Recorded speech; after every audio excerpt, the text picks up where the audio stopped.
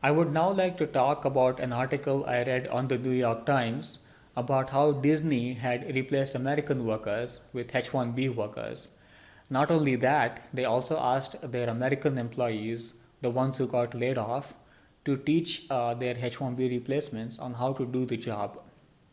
Later, the people who got laid off at Disney filed a lawsuit, but they lost the case because the judge found that neither Disney nor the other outsourcing company involved had legally, technically broken the rules.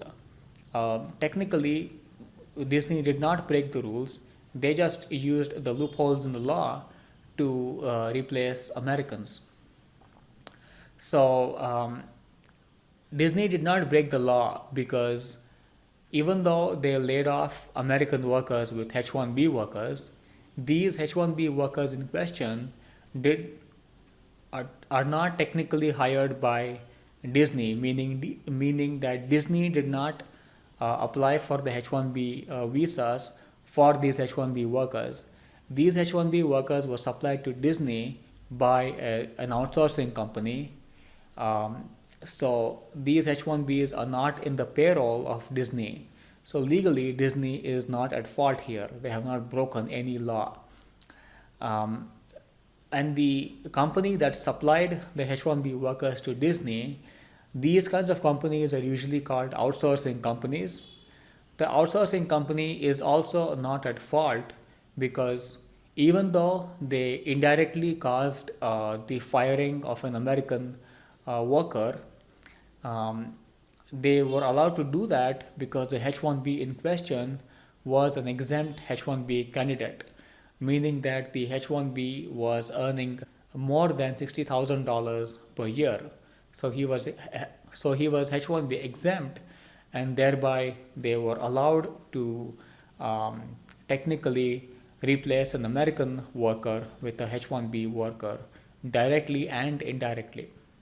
Now you might ask, why would a H-1B worker continue to work for low wages when he or she knows that the average American wage is far higher?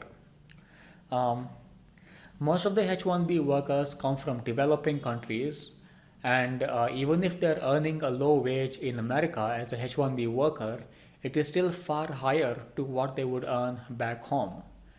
Also, a lot of H-1B workers, once they go to America, they want to settle down permanently in America.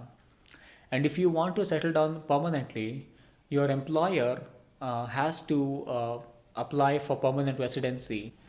And I have read that if you switch jobs, you can still apply for permanent residency, but the permanent residency will get delayed. It gets complicated.